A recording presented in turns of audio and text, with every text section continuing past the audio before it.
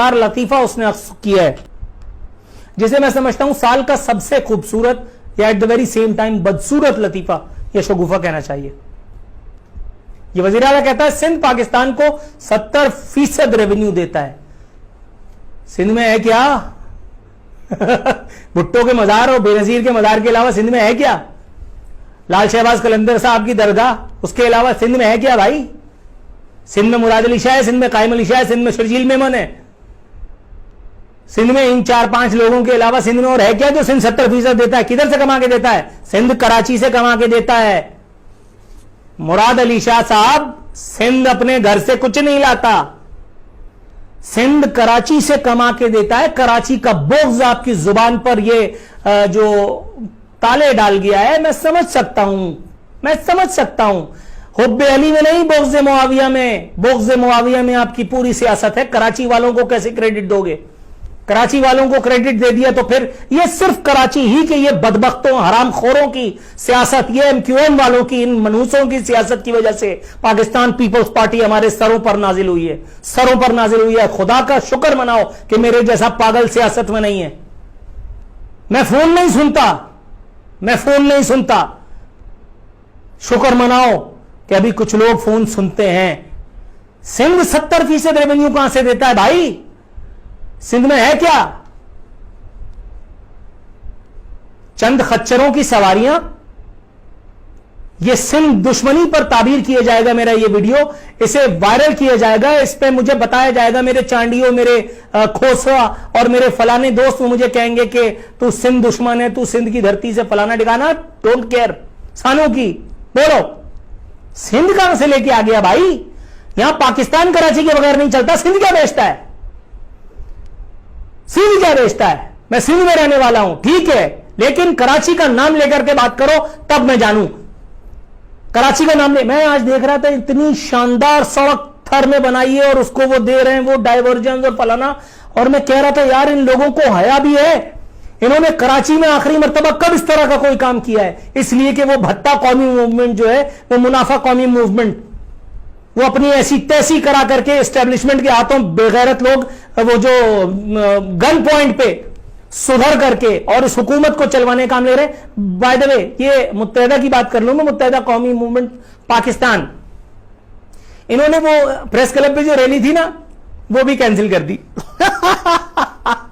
I love them. मैं अच्छा है, इनको पूरी तरह से कौम के सामने नंगा होते देखना चाहता हूं मैं, और मुझसे ज्यादा इन्हें अपने कपड़े उतारने की खुद जल्दी है। देख लो, मैं पिछली वीडियोस में इनके बारे में, इस बारे में क्या कुछ नहीं बता गया, एग्जैक्टली वही काम किया। बैरिया टाउन में गए थे मलिक रियाज की नौकरी करने के लिए, बैरिया टाउन जाकर के इन्होंने वो किया था, क्या कहते, press conference. Karachi press club पे आखिरी दफा खड़े होकर के बिजली पानी के लिए कभी मुजाहरा किया, कभी खिताब किया? ये इन लोगों की हरकतें हैं मुराद अली शाह, जो तुम हमारे सर पर नाच रहे हो। अल्लाह की पनाह। कहते हैं सिंध पर कोई आर्टिकल नहीं लग सकता, हमारे हिस्से के पैसे दिए जाएं। अच्छा, वो जो हमारे पैसे पहले दुबई में फलाना इधर उधर वो जो एजेंसियां कहती रही थी, वो जो विफाक अब तक कह रहा है, उसका कोई हिसाब किताब है? सिंध वो जो 70% रेवेन्यू लाता है, वो किधर से लाता है? कुछ इंडस्ट्रियों के नाम बता दो, कुछ आखिरी बड़े लोगों के नाम बता दो जो सिंध में इंटीरियर में, दादू में, मकली में, ठट्टा में कहीं कोई बड़ा इंडस्ट्रियलिस्ट अगर रहता हो। 4, 6, 10, 40, इससे ज्यादा नहीं। आओ मेरी गाड़ी की अगली सीट पे बैठो, मैं तुम्हें दिखाता हूं कराची है क्या। मैं तुम्हें दिखाता हूं कराची।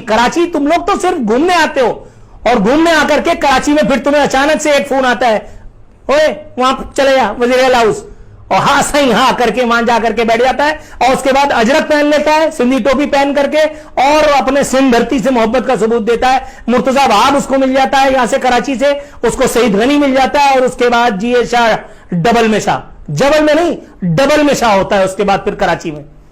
यह बेशरम कौमी मूवमेंट की वजह से। शुक्र मनाओ कि मैं सियासत में नहीं हूं, वरना मैं क्या क्या कुछ कर देता। मुराद अली शाह मजाक करने के लिए चले हमसे। कहते हैं ये लोग सिंध को पैसे नहीं देंगे, ये खा जाएंगे, और वो मुराद अली शाह कह रहा है ये पैसे खा जाएंगे। अबे यार, मतलब ये कुछ ऐसा नहीं कि कोई नंगा किसी दूसरे को कह रहा है अपनी सिप बंद कर। मुझे तो बिल्कुल ऐसी लग रहा है। Can you believe? सिंध का वजीर आला हूं, इसलिए सिंध के हुकूक की बात करता हूं। जब मैं सिंध के मसले बताता हूं तो इन्हें गुस्सा आता है, और हम जब कराची के मसले बताते हैं तो तुम्हारी आंखों पे पर्दा पड़ जाता है, तुम्हारे कानों पर जो है वो जिसको कहते हैं एल्फी डाल देता है कोई ना कोई। तुम्हें सिर्फ भुट्टो याद रहता है उस वक्त तुम्हें कुछ याद नहीं रहता। कराची को तुमने एशिया का दुनिया का 10 बड़े बदतरीन मुमालिक में से एक शामिल करवा दिया, तुम्हारे भुट्टो का कलेजा ठंडा नहीं हुआ। कराची में तुमने ट्रांसपोर्ट का बहरान पैदा करके कराची को दुनिया का बदतरीन ट्रांसपोर्ट का हामिल शहर बना दिया। कराची में चिंची चल रहे हैं, तुम्हें शर्म नहीं आ रही। गांव में तो खच्चर पे घूमते हैं ना लोग, तुमने कहा चल तुम वहां गांव से कंपेयर कर रहे हो भाई, वहां से निकल दादू वादू से निकल करके इधर आ। कराची में सिर्फ बस करके और उसके बाद एक दिन गांव जाकर के टीं करके मर जाने का नाम कराची नहीं है, कराची वाला नहीं है। कराची वाले के लिए ये एमक्यूएम वाले कराची वाले नहीं है, मैं हूं कराची वाला। ठोक करके सीना बात करता हूं, हर जगह हर फोरम पे बात करता हूं। ये बेशरम कौमी मूवमेंट वाले कराची वाले नहीं है, ये जुगाड़ू है, ये पैदागीर है। मैं इनके बारे में बात नहीं कर रहा, मैं हूं कराची वाला। वो है कराची वाला जो कराची की बेअदबी, बेहुरमती, कराची की हक तलफी, कराची के साथ होने वाली नाइंसाफी पर खड़ा हो जाता है, डट के बात करता है, चाहे किसी भी फोरम पे किसी के सामने बात करने का मौका मिले, उसे कहते हैं कराची वाला। दादू से पैदा होकर के कराची आ गए, डोमिसाइल बनवा लिया, एक सरकारी नौकरी पकड़ ली, जिए बुट्टो जिए बुट्टो जिए बुट्टो करके सिंधी अजरक पहन करके और दादू में जाके मर गए। इसको कराची वाला नहीं कहते, इसको कराची वाला नहीं कहते। जिस तरह तुम हमें इंट्रूडर कहते हो उस तरह हम तुम्हें इंट्रूडर कहेंगे, उस तरह हम तुम्हें इंट्रूडर कहेंगे। तुमको कराची के सिंध के हिस्से के पैसे चाहिए, सिंध के हिस्से के जो पैसे लगे, और चीफ जस्टिस ने जो अभी कहा है, सुनो, चीफ जस्टिस ने कहा, अभी थोड़ी देर पहले मैंने वीडियो में उसके बारे में भी बात की है। चीफ जस्टिस कह रहे हैं सिंध के सिवा पूरा मुल्क तरक्की कर रहा है। मुराद अली शाह, कान में आवाज जा रही है? अब सो रहे होंगे, अब वो लगे होंगे जिए बुट्टो, या वो मुर्तजा वहाब के साथ खेल रहे होंगे चील उड़ी, या सईद गनी को या नासिर शाह के साथ ट्वीट करवा रहे होंगे। सिंध में किसी मरियल सी सड़क का इफ्तिताह हो रहा होगा।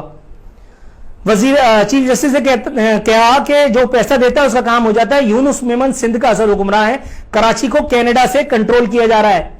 हाँ, वो आ रही है मुराद अली शाह जो नहीं आती। वो ख्वाजा आसिफ कहते हैं, क्या किस बारे में कहते हैं मुझे इस वक्त जहन में नहीं है, लेकिन मैंने कहा पूछ लूं, आपको तो बहुत सारी बातें समझ में आती हैं। 1500 मिलियन खर्च कर दिए, लोग पानी की बूंद बूंद को तरस रहे हैं। इन्होंने 90 अरब रुपए खर्च करने का दावा किया कोर्ट में, 90 अरब रुपए। ऑब्जर्वेशन अदालती रिकॉर्ड पर मौजूद है, मैं इसका मुतादिद प्रोग्राम्स में हवाला दे चुका हूं कि मुअज़्ज़िज़ जज साहब ने कहा कि अगर इसकी आधी रकम लग जाती तो कनाडा नहीं तो कम से कम पेरिस जरूर बन जाता। ये अपने इलाकों के साथ इनका हाल है, इनको वहां चलते हुए खच्चर और इंसान में कोई फर्क नहीं। और चूंकि इन्होंने इंसानों को खच्चरों के रूप में एक घर में एक आदमी को सियासी नौकरी देकर के उससे भुट्टो भुट्टो करवा रहे हैं, इसलिए इनको बस यही सब खेल खेलना है, इसलिए इनको बस यही सब खेल खेलना है। एक एक आदमी को 10-10 मिनिस्ट्रियां देकर के और वही उसी तरह से जुगाड़ पे काम चलाया जा रहा है, और ये समझते हैं कि हम बेवकूफ हैं। वो सिंध का वाली वारिस, वो सिंध का मालिक जिसने अपनी जिंदगी में कभी कोई काम नहीं किया, कभी कुछ नहीं किया, जिसको विरासत में एक पूरी पार्टी और अब आगे जाकर के एस्टेब्लिशमेंट एजेंसियों की मेहरबानी से, दोबारा कहता हूं, दोबारा सुनो, अब एजेंसियों की एस्टेब्लिशमेंट की मर्जी, उनकी मेहरबानी से एस्टेब्लिशमेंट की हाहाकार में अपनी आवाज मिलाने के लिए वजारत उज़्मा भी दी जाएगी और जरूर दी जाएगी। वो आदमी हमारे मुल्क का, हमारे मुस्तकबिल है, वो आदमी हमारे सिंध का वाली वारिस है, वो हमारा माई बाप है। उसके साथ वो उस लौंडे के साथ वो बड़ी बड़ी माइयां, वो बड़े बड़े अंकल, वो पोपट बुड्ढे तस्वीर खिंचवा के कहते मेरा चेयरमैन। यार मुराद अली शाह साहब, सिंध के बारे में बात करते हुए कराची को क्यों भूल जाते हो? सिर्फ यही गाना याद रहता है कि कराची सिंध का हिस्सा है, ये याद नहीं रहता कि सिंध अपना कुछ भी नहीं बनाता, सिंध की अपनी कोई प्रोडक्शन नहीं है, सिंध कराची से चलता है, कराची पाकिस्तान को चलाता है। ये सारी हेकड़ी कराची के दम पर है। अगर कराची की, जिसको कहते हैं ना कि इधर उधर हो गई कोई नब्ज कोई रग, उसके बाद सब हाथ मलते रह जाएंगे, वो भी जिन्हें हुकूमतें बनाने गिराने का शौक चढ़ाता है हर कुछ अरसे के बाद, और तुम भी। फिर मैं पूछता हूं कि किधर है भुट्टो, फिर मैं पूछता हूं कि अब जी रहा है भुट्टो या नहीं।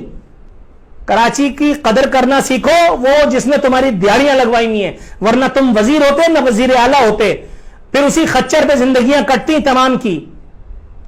एमक्यूएम को खरीद लिया है, मुझे भूल गए।